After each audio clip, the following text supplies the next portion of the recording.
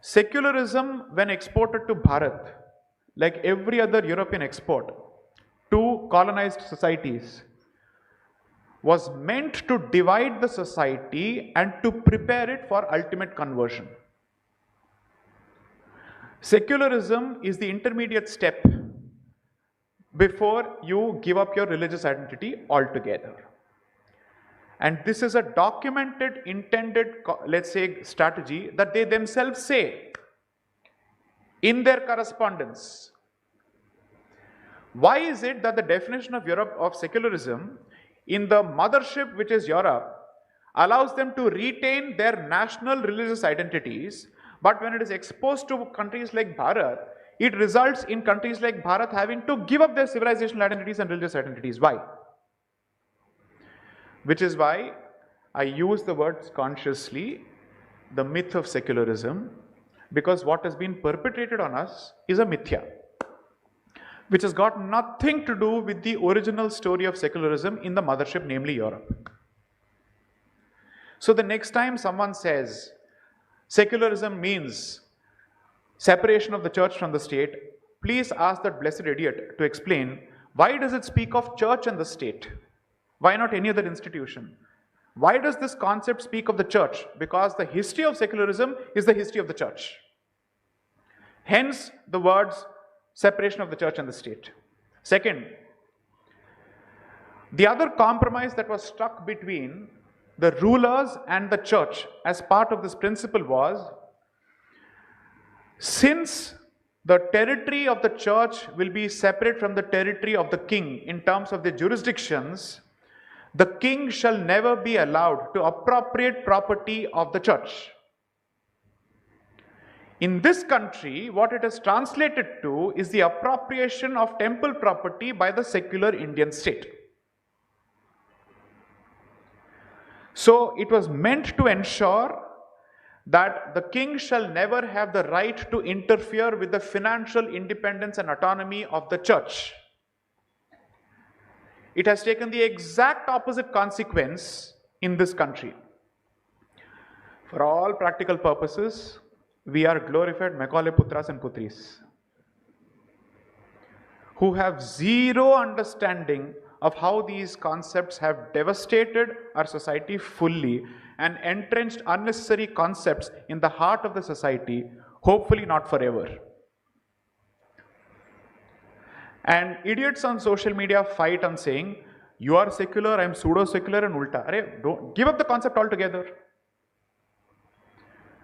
Because secularism in its truest form and definition is incompatible with Hindu philosophy. It is incompatible with Hindu ethos. It is incompatible with Hindu administration.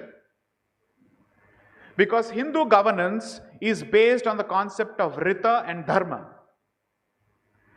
The king is seen as the torchbearer of Dharma. The king is effectively seen as the one who will advance the cause of Dharma. And Dharma can take a religious connotation, it can take a spiritual connotation, it can take a political connotation. So it can become Raja Dharma, or it can become even Sanatana Dharma. But Raja Dharma is also to be traced only from Sanatana Dharma. There is no way you can divorce or dissociate the two. When someone says that Bharat should embrace secularism, it effectively means Dharma's position in politics and policy making should be completely dislodged. Whereas every other country which subscribes to a particular religious identity gets to fashion its laws on the basis of its religious beliefs except us. So 52 countries with an Islamic identity can source their laws and their beliefs and policy from Sharia and the Quran. Christians can do that. You still have kingdoms, monarchs in Europe. Whereas we abolished princely states, completely insulted them by abolishing even privy purses, forced them to sell their property, forced them to rent out their ancestral lands. How many know that close to about 126 temples in Tanjavur are still controlled by the descendants of the Maratha Empire? There is a Bhosle who is still responsible for 126 temples in Tanjavur.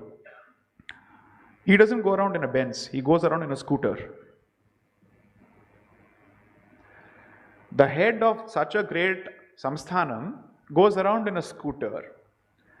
The Pandalam family a couple of generations ago had to work hard to make ends meet.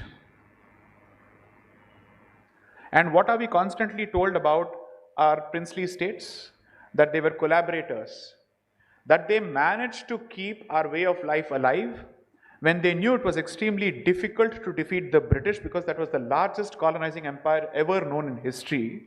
So they did what they could to strike a compromise with him and still preserve our way of life and our institutions is lost on us. All of this because we have purchased distorted European ideals lock, stock and barrel without asking, is it relevant to me? Does it apply to me? What are its consequences for my identity? That's the fundamental question we should have asked. The unfortunate reality today is that even those institutions and organizations which are supposedly guardians of Hindutva and Hindu Dharma also swear by the very same devastating concepts without changing the definition or without asking whether it is applicable remotely or not. With no intention to embarrass anyone, my only suggestion is, when it comes to some of these issues, try not to get sucked into the social media battles of BJP versus Congress. Think for yourself. Because it's such a non-productive, useless conversation. Because it sets such a low bar for the conversation with no original thought possible. Because both sides agree on certain issues. They may only point out each other's hypocrisy, whereas I am basically saying we should not be accepting certain rules of the game which have been taken for granted. Instead of asking who is more secular, we should start asking why secular. Let's have an open debate on the subject. Why secular? What is its impact? And it extends to a host of other values. I am not here trying to take pot shots at any organization. I am only trying to say, since you have taken the interest and the initiative to attend a lecture on such a boring topic, I am assuming that you are open to slightly more different points of view than the standard Congress versus BJP trope. Because I am sick and tired of it. I am done with it. It is way past the sell-by date. We are consuming expired goods, which can lead to nothing good. So focus on three things. What is good for our civilization? What is good for that identity which informs the identity of the civilization? Who is doing a better job of protecting that particular identity? Are they doing it enough? Can we push them to do better? Those are the only questions which, according to me, are relevant. Everything else is hogwash. And everything else is white noise meant to keep you occupied and away from the actual problems.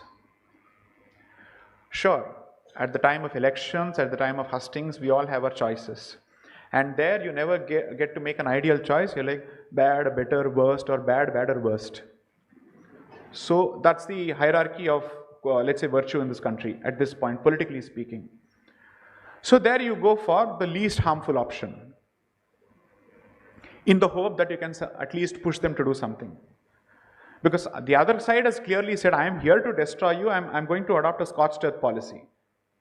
Even that fellow doesn't realize that he is committing political suicide when there is an empty field open to protect Hindu identity openly.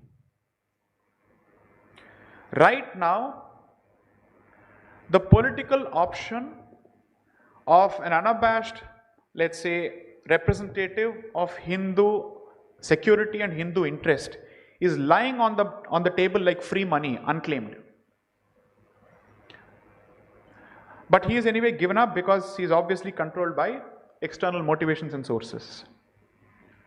So when you start discussing these concepts, for a moment, keep the political lens aside and focus on something deeper. And two, The purpose of introducing decolonization as part of our discourse is to question everything that we have taken for granted till date since 1835, when that blessed English education system was inserted into our consciousness to brainwash us over the years. You have to realize what they said when they introduced that system. Forget the so-called Macaulay dialogue that people keep quoting and citing. That's irrelevant. There's actually something deeper. They realized after multiple battles that the one aspect of Bharatiya society that they must not touch is religion. Because you can take over our resources, you can do whatever you want. The moment you touch religion, you will get a bloody nose. 1857 proved it even further. So between 1835 and 1857, they had multiple such experiences, and then they realized this community will resist immediate forced conversion because they've been fighting that brand of forced conversion for 800 years before that. So we have resisted the sword openly, so therefore we are comfortable picking up the sword to resist the sword. And therefore they start a slow poison, which will take effect over generations. Like time bombs that will explode, where Hindus themselves will stand outside universities protesting against CAA, against NRC, idiots of the first order. And that bomb is exploding almost 150 years after it was set in motion. You're trying to protect your present while your future is standing up against you.